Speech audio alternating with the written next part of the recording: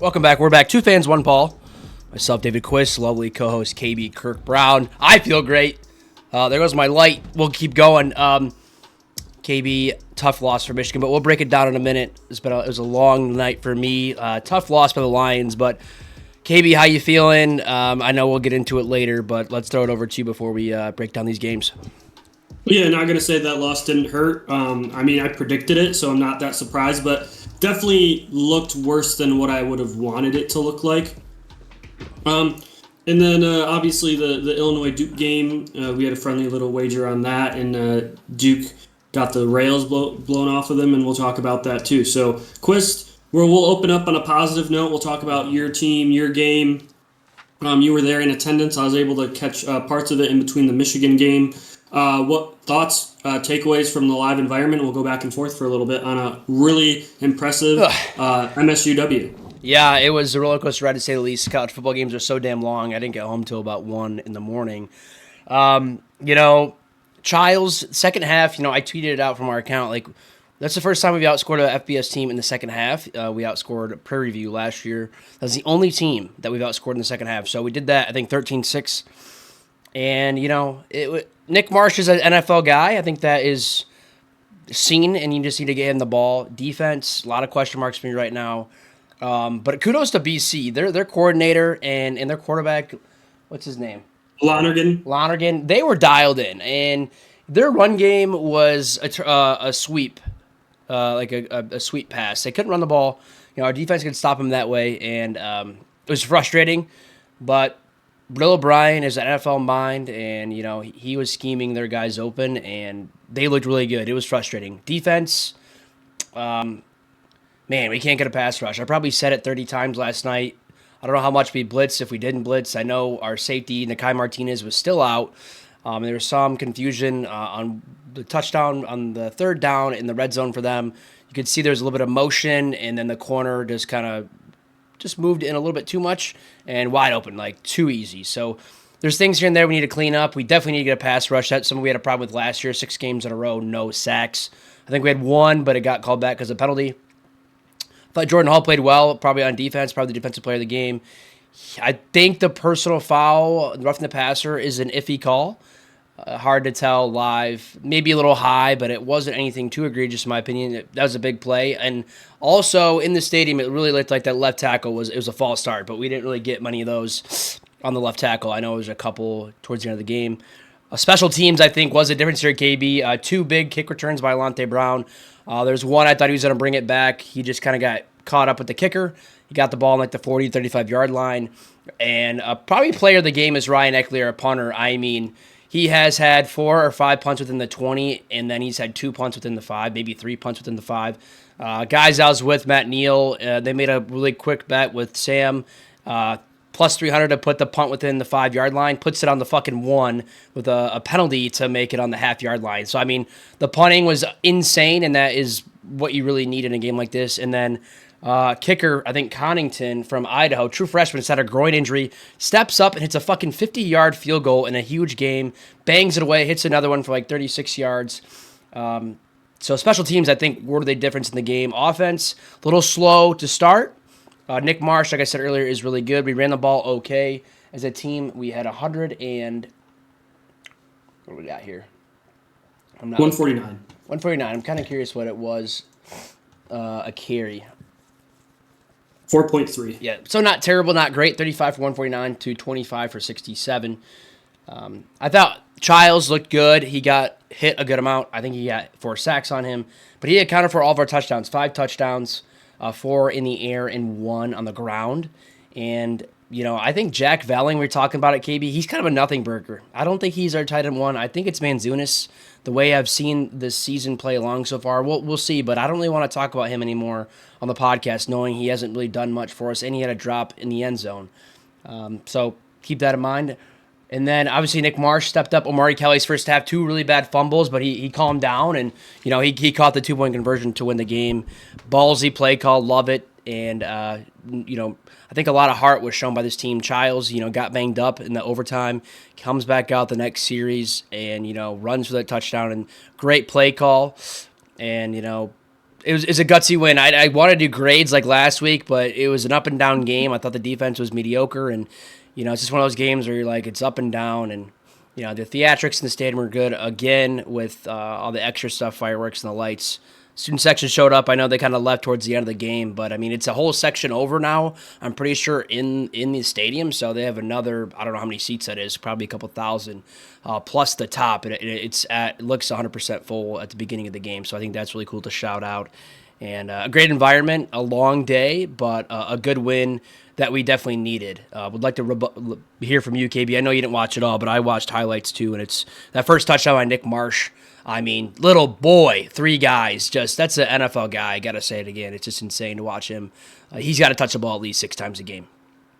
Yeah, that was a really impressive play. I saw the long touchdown over the top that they came out like kind of right in the second half. They hit Kelly down the sideline and then Marsh for a really long play. Yeah, I thought it was really impressive offensively. Childs, he avoided the negative play, right? No interceptions, which is something that we really have been talking about. He was pretty accurate. They will do it, like you said, with punting. And we don't know how good BC is, but we know they're at least competent. But large concerns looming with how the secondary played 390 yards, 4 TDs. Looked like guys were running open whenever I flipped on the game. Didn't look like we had, like you said, a pass rush. Those things kind of go hand in hand. But at the end of the day, a W is a W. That's the most important thing. I do have one question. Are coaches going to realize that the second overtime you have to go for 2, and so if you're the second team in the first overtime, you should just go for 2 for the win right away? Don't let the other team have another opportunity to touch it. I think because going into the second overtime, then you're the team that goes first, and the other team has to match you. I think it's incredibly stupid. I don't know why they don't just go for 2 at the end of the first overtime if both teams score a touchdown. Because if you score touchdowns next time and both teams are moving the ball way too well to think that you'd get a stop, it just doesn't make any sense. That'd be my only real takeaway from the game is when are teams going to just start going for 2 after the first OT? Totally fair. I'm pretty sure I listened to a lot of post-game pressers. Bill O'Brien actually took that question. He said he thought about it, but he said, I just wanted to kick it. And then obviously that led to a good play by Amarion Smith. He's got a great story. I recommend you look up what happened with him and his family last year. Steps up, makes a play. And then obviously we move the ball. Childs gets the QB keeper. And then, like I said earlier, a great play, roll out to the right.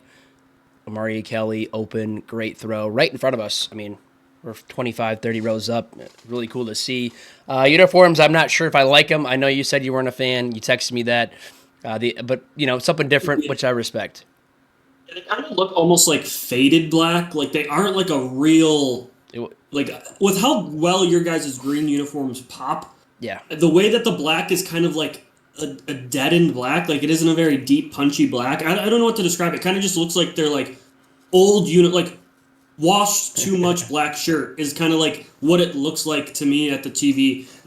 Obviously, that's just my personal feelings. I like your guys' green uniforms. I like how traditional they are, and I just don't like them going with the black and basically no green on the black accent. Uniform. I think the black accent on the white helmet kind of hurts because I love the white helmets with the new Greek look and with the green. Yeah. It looks clean. It looks good. Hopefully, we just go traditional next week against Youngstown, which is a game where you just got to get a little bit better. You're going to outmatch them, do what you got to do kind of game. But this is a game, like we were saying, I couldn't really speak well in the last pod, but it wasn't a season-defining game, but it's a measuring stick. Where are we? And how good is Boston College? We don't know. But they can scheme guys open. They can sling this ball. I think Lonergan, I can't say his name. Lonergan. He's a good QB. Obviously, Bill O'Brien and their coordinator were cooking and letting things. There was one play right in front of us towards the end of the game where it might have been an overtime or at the fourth quarter, but tight end kind of on a seam and just wide open. No one even got close to him.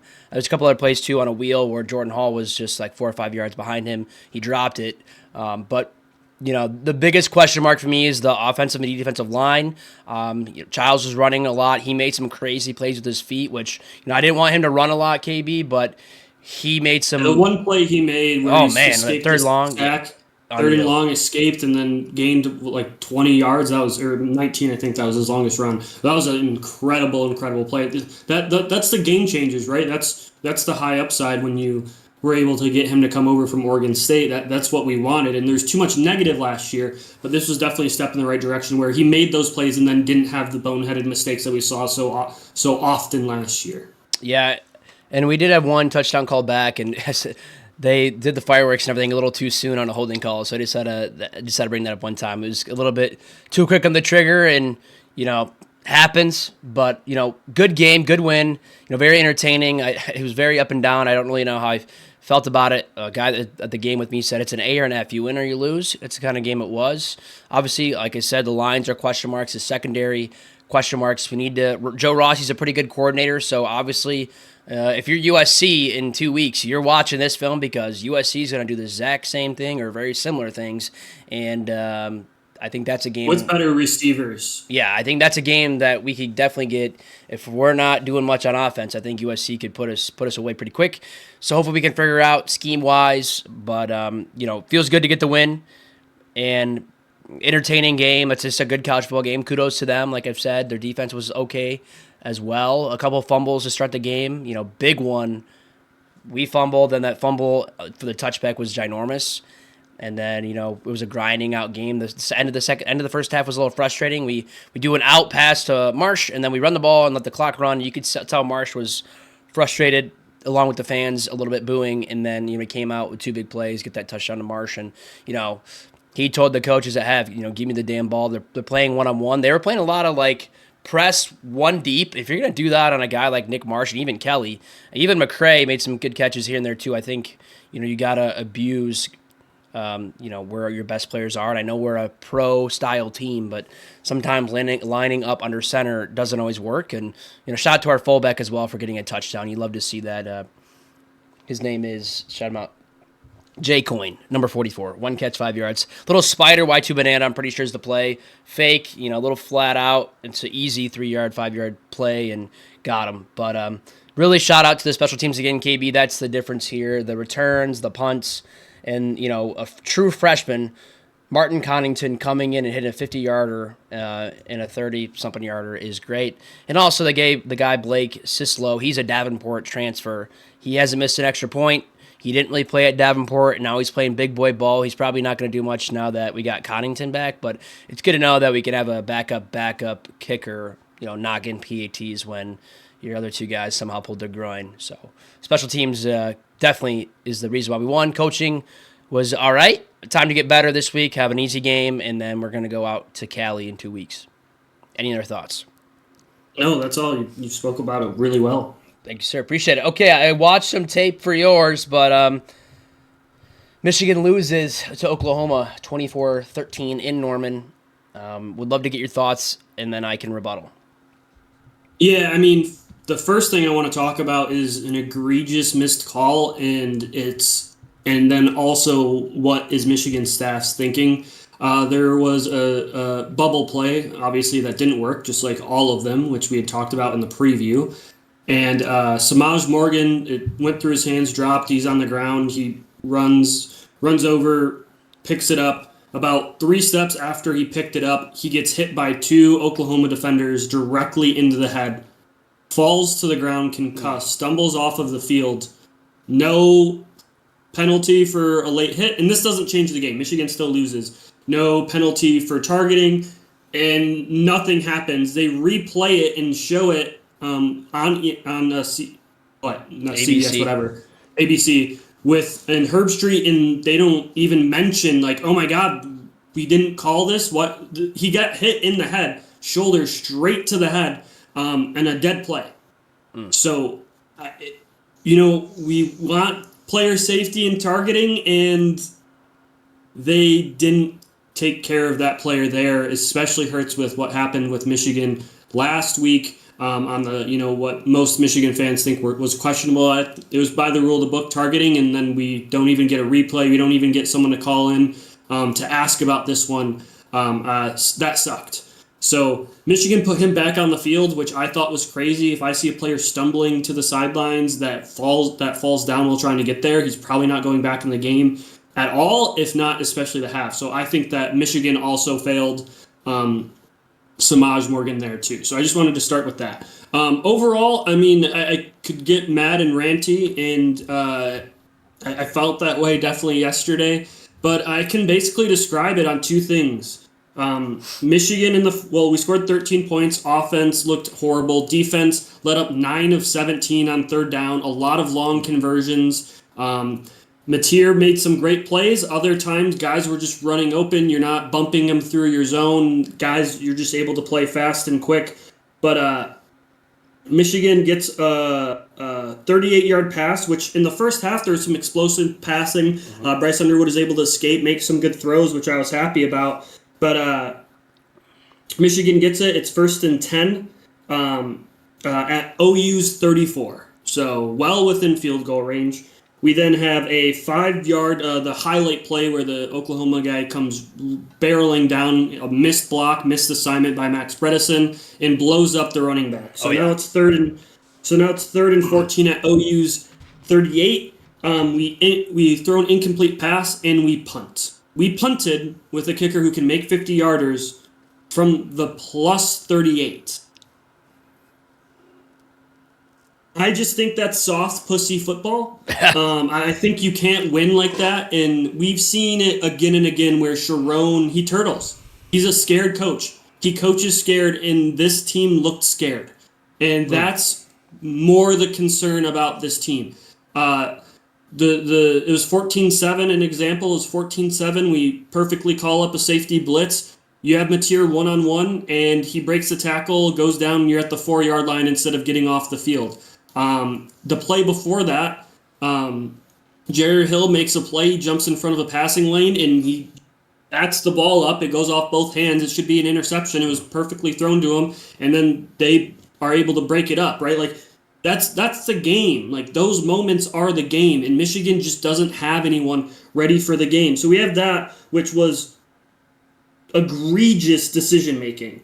And we also had the one, Michigan's at the plus 47 of OU. And I'm not saying kick here, but it's 3rd and 4.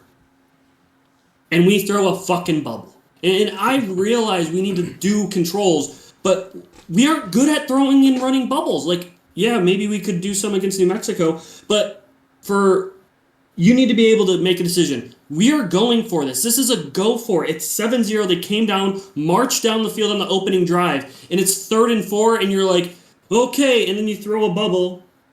It's a loss of 1, and then it's 4th and 5. You're still at the plus 47, and you punt. That's 2 different series now. They punted when they were in 2 different series in the plus territory. Yeah. On 4th and 5, and the other one was a 4th and 14, but that one they should have just kicked. I got something to say about my team now. And again, they ended that 3rd down. And the worst thing about it is they have Max Bredesen, who I love Max. He's a fullback. He's 44. He's an absolute mission when he's blocking. They're lining him up as a wide receiver. Guys, I wonder what they're going to do. I wonder why the fullback is lining out wide. Like, if I can figure that out, Oklahoma, who's making millions, can figure it out. It's very disappointing. I thought we had turned a corner with being a less conservative, less, scared, and they simply didn't. And Michigan had 175-yard run. That was the bulk of their scoring. If they didn't have that run, they would have had around 210 yards of offense. And this Venables defense is a downhill attacking group, man. They're going to run down your bubble screens. They're going to blitz and blitz and blitz, and you have to beat them vertically. And Michigan simply did not do it enough. Very disappointed in the effort, execution, and then just the way that Sharon coached. He coached scared. Also, it's 4th and 2. You're at you're down 7. You're at Oklahoma's 14. No, you're at Oklahoma's 14. It's 4th and 2. It's almost right before the half. There's about 3 minutes left, and you kick a field goal. And he misses. Like, he's just coached scared. He coached scared the whole entire game. This gives me Penn State vibes where, like, when in doubt, when you're on the road and he's scared, he just, we'll just run the ball. we had two really serious injuries that I think really affected the offensive line's performance, who did okay in the first half. Giovanni El Hadi, the starting left guard, was injured. He got rolled up on, hurt his ankle pretty bad. That forced Michigan to move a guy to left guard and then a new right guard in. So basically, two guys at two different positions. And then Zeke Berry, who's Michigan's cornerback, who didn't have his best game. He got beat a few times. He got rolled up on in a pile and also hurt his ankle. I don't know updates, but they were out for the majority of the second half. And so I say all that to say Oklahoma's a damn good team. I'm not embarrassed losing to them on the road with a freshman quarterback. But like Michigan with Sharon Moore, their offensive philosophy feels like this is what we do. I don't really care how to prep against your defense. Like, we're going to run our plays. We're going to call the things we want to call. And we're not going to make adjustments. We're not going to have a plan B. We have a plan A, and if it doesn't work, we're fucked. I got a couple of questions. Yeah. I forgot to bring some up in my breakdown for my team, but I'll just ask you a question for both of us. Like, I think coaches and coordinators overthink things. Like, for us, we had Childs was under center, and he went and motioned out, and then we did a direct snap to Tullis on a 4th and 1. The QB sneak works pretty good most of the time. I'd say about 95% of the time QB sneak's going to work. And, great idea, guys, 6 yards back, let's direct snap them. What are they going to do, guys? I'm like 4th and 1. It's like, what are we thinking? Are you overthinking this? I think a lot of coaches, they just think they know everything, and sometimes it's really simple. And I just feel like I don't know what that is. And then I just want to get your thoughts too on Bryce. I thought he looked good early. And then Deion Burks also burned you guys. He's a Detroit kid. He actually was at Purdue, transferred to state for I don't know how long, and then he went to Oklahoma. I wish we could have had him. But just some thoughts on the coaches, Underwood, and then obviously shout out Deion Burks. He had a heck of a game. First half, he had some double moves, especially early, that were on Zeke Berry. I think part of it is that they're so obsessed with gaining 1 yard. And like for your example, like get under center. Like Aiden Childs is so big and strong. Like he can get a yard. Like 90% of the time, that's probably going to work. Yeah. Like motion a fullback in. Or a tight end in behind him that can give him a little brotherly shove. Can you do that in college? I don't know. It might have been changed this year, but okay. I don't disagree that I think that teams often overthink their plays, but I also think that in Michigan's case, we have a play that's fucked, and then we still run it. Like, Michigan, at the end of the game, is 4th and 1, and they had to go for it. There were 7 guys standing on the line of scrimmage. Michigan had 6 blockers. You can't run. Like, that play just does not work. Mm-hmm. You can't run that play because you don't have enough people to block. And that's more so, I think that coaches get an idea in their head on plays that they want to call in those situations, and then they aren't willing to be like, you know what? Let's go something else here. So, I mean, Michigan, it was a disappointing effort all around. Deion Burks had a heck of a game, especially in the first half. Yeah. And really, Mateer, I mean, I thought we were going to be able to get more pressure on him. I thought he stood in the pocket and diagnosed well, but he's pretty agile. Too many free. He's kind of slippery. He's super strong. He's kind of slippery. His lower half, he's so strong. Yeah. He can really break some tackles, and he had a heck of a game too.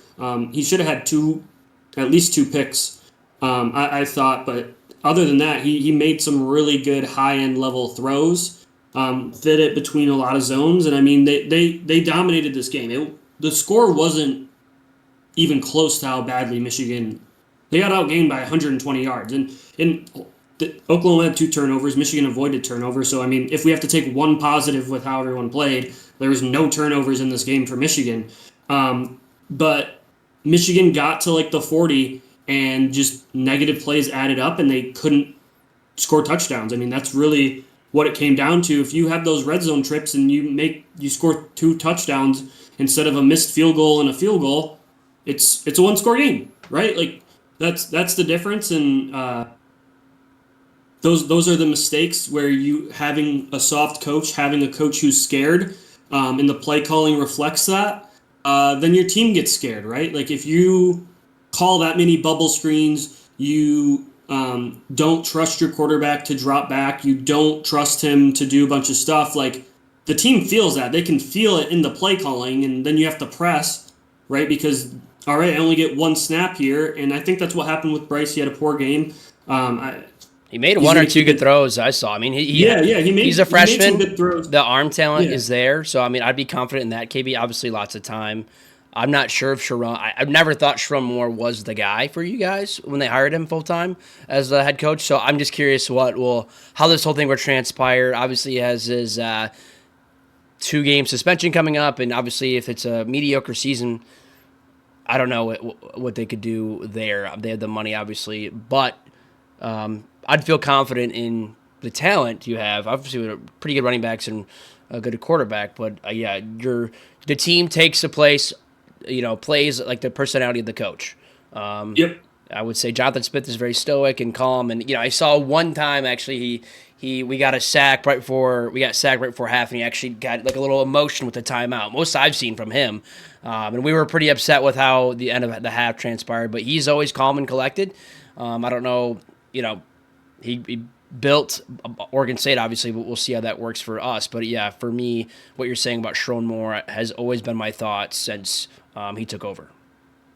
Yeah, and like you said, the team is the like for example, Jim Harbaugh, love him or hate him, he's a goofy guy, but he's extremely detail oriented, extremely focused, and the teams reflected that. You seldom had penalties. You had good consistent guys weren't missing assignments. Guys even in the bad years, right? Like even when we didn't have a quarterback throw for 1,000 yards, they still played with passion. They still played focused.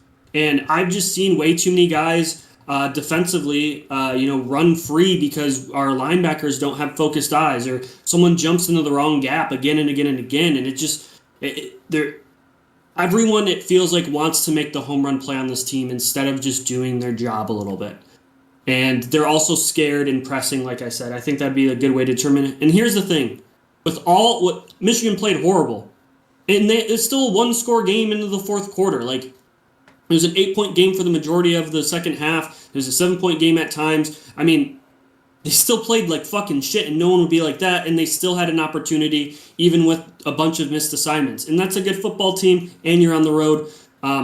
Obviously, a lot to clean up for CMU. I hope that the play calling and the playbook is bigger and they trust Bryce.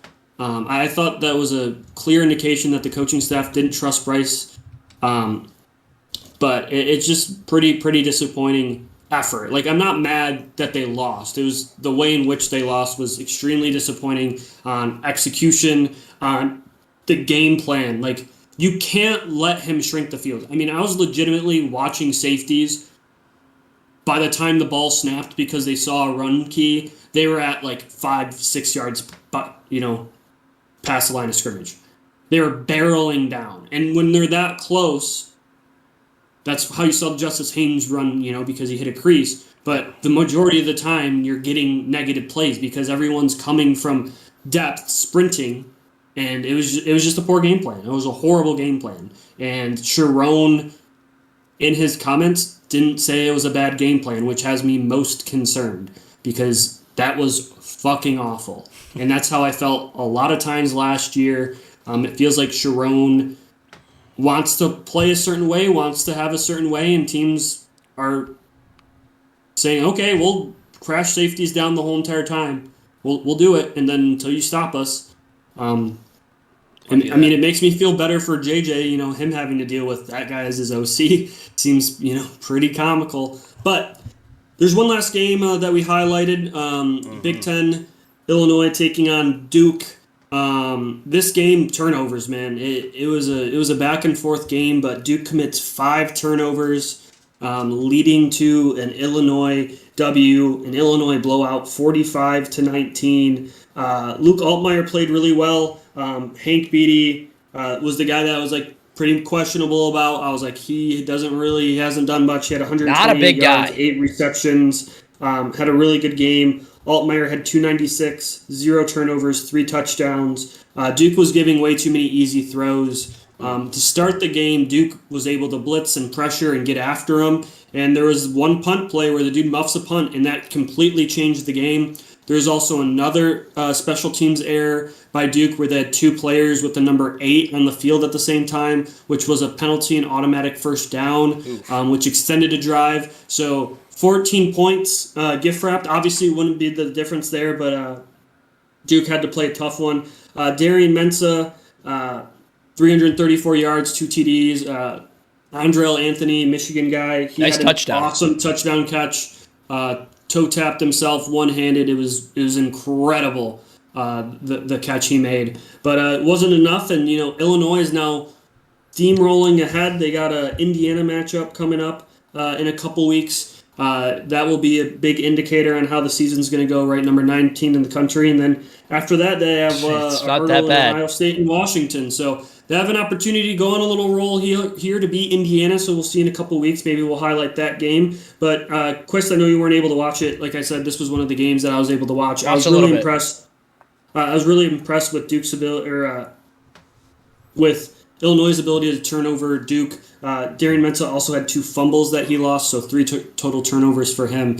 And they put up a lot of yards just like last week, and they didn't score. 438 total yards. They outgained Illinois by 20, but 5 turnovers is basically impossible to overcome. So Yeah, I was able to watch a little bit, and I did think Duke came out pretty hot, ready to go, and then the muff punt, which I did see, is definitely a game changer. And Illinois was finishing drives. It was kind of a little bit back and forth, and then they just found a way to pull away.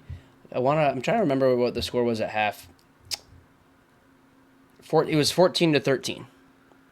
So I mean, the second half is they destroyed them, and that's really what it comes down to is making adjustments and obviously turnovers.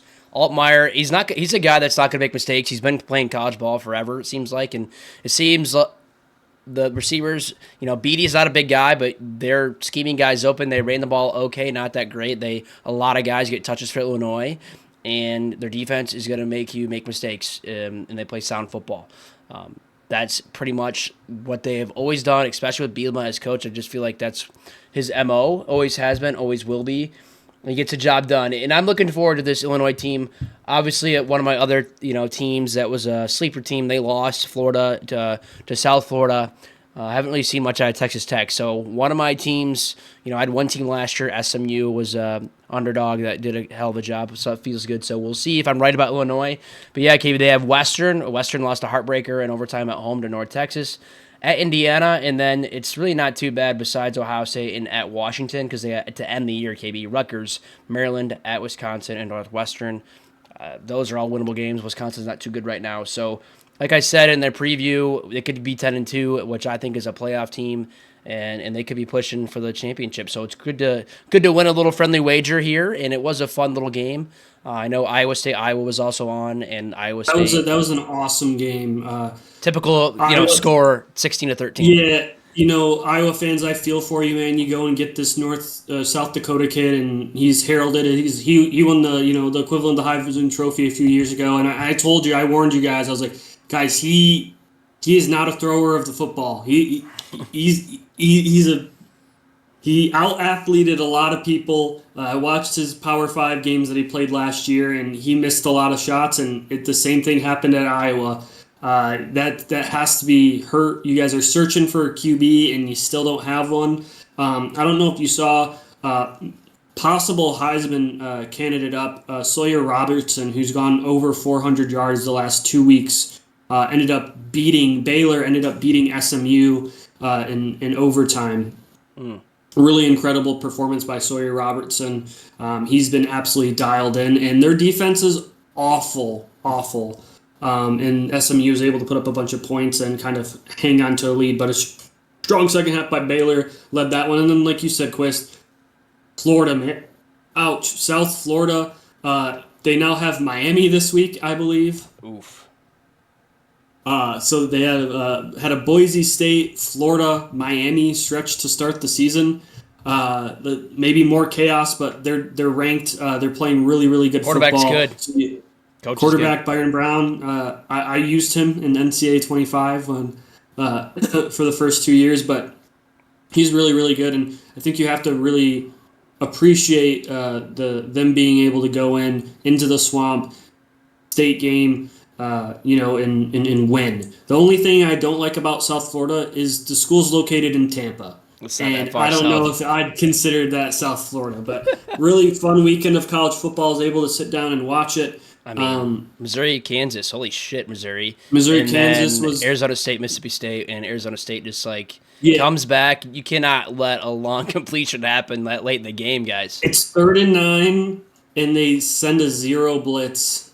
I mean, I get I like the being ball that aggressive they, there, but but oof. yeah, I mean, I think that was a pretty horrible decision. They had to drive the field, and they had basically only scored on explosive plays, and then you give them a perfect opportunity to score on an explosive again. It sucks. ASU, obviously, non-conference win, huge win for Mississippi State. They feel like they have a quarterback. Will they be able to sustain that success in the SEC? We'll see. But overall, it was another fun weekend. Week 2, it sucks my team lost. Your team won. Hopefully next week we can both have some wins, and then we both have really, really incredible Week 4 matchups. Both of us have really important ones. Both of us away are going to be games. going down the road. Yep. Yep. So excited and looking forward to the rest of this college football season, Quist. Even though we suffered a pretty bad loss, the season isn't over. Thank you, expanded playoff. With all that being said, appreciate you guys for listening. Please follow. We have TikTok, we have a Twitter, we're on YouTube, obviously, I believe Spotify as well. So appreciate everyone again for listening to our episode. Go Blue. Yeah, thanks, KB. Looking forward to, obviously this week 3 for us is going to be a little more, get things right, get a little healthy, and then go into a tough away game for both teams. But yesterday was a long day, a stressful one, but a good win, which we needed. Shout out to Childs and the special teams once again.